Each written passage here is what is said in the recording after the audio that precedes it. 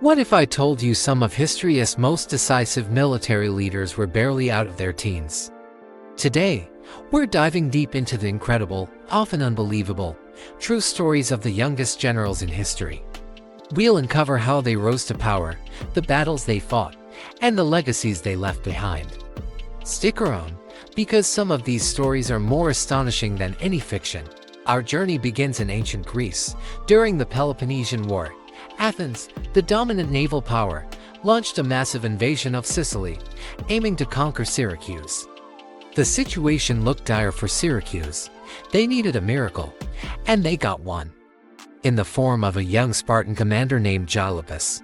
Now, Gylippus wasn't a teenager in the modern sense, but for a Spartan commander, his rival in 14 BC, likely in his early 20s, was remarkably young.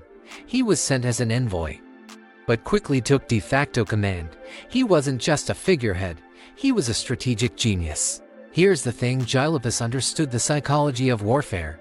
He arrived not with a massive fleet, but with a small force, creating an element of surprise.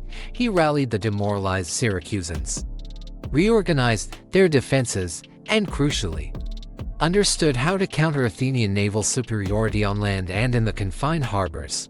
He turned a losing battle into a decisive Spartan victory, trapping and destroying the Athenian fleet and army. This was a turning point in the war. Can you imagine the pressure? Leading seasoned warriors, facing a seemingly invincible enemy, all while still a young man. What do you think is the most crucial trait for a young leader in a crisis? Let me know in the comments. From Sparta, we leap forward to a name synonymous with youthful conquest, Alexander III of Macedon, better known as Alexander the Great. He ascended to the throne at just 20 years old in 336 BC. After the assassination of his father, Philip II, now, Alexander had a significant advantage, a highly trained army forged by his father. But inheriting the throne is one thing, leading that army on an unprecedented campaign of conquest across Asia is another entirely. He was barely 21 when he crossed the Hellespont to begin his invasion of the Persian Empire. His military brilliance was undeniable. At the Battle of the Granicus River, at age 21, he personally led a cavalry charge across a treacherous river against a larger Persian force. He suffered a severe head wound but fought on. Then came the Battle of Issus, where, at 22, he outmaneuvered and routed the main Persian army led by King Darius III himself, even capturing Darius's family. And Gaugamela, at 24, where he decisively defeated the Persians once and for all. Alexander wasn't just a tactician, he was a charismatic leader who inspired fierce loyalty. He shared the dangers of his soldiers. Fighting on the front lines, this wasn't just about strategy, it was about presence. About embodying the spirit of his men. He expanded his empire from Greece to Egypt and into India, all before his untimely death at 32. Truly, a legend forged in youth. It's mind-boggling, right? Leading armies, conquering empires, before most of us even finished college. What historical figure do you think Alexander would have the hardest time conquering today? And why? Now for a story of faith, courage, and national salvation.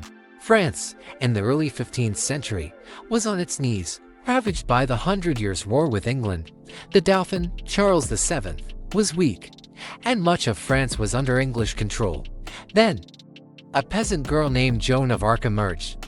Joan claimed divine guidance from Saints Michael, Catherine, and Margaret, instructing her to support Charles VII and drive out the English.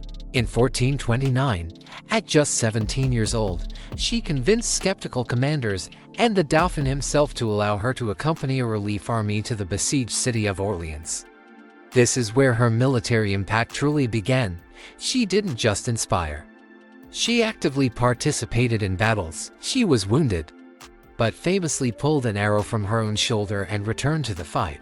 Her presence and leadership galvanized the French troops, who had been demoralized for years. The lifting of the siege of Orleans, achieved in just 9 days, was a massive turning point. Here's the thing, Joan wasn't a trained general in the traditional sense. She didn't command formations or devise complex sieges. Her role was more akin to a supreme commander-in-chief, a spiritual leader, and a combat inspiration. She led the French to further victories, paving the way for Charles VII's coronation at Reims. Her military career, though tragically cut short when she was captured and burned at the stake at 19, fundamentally changed the course of French history.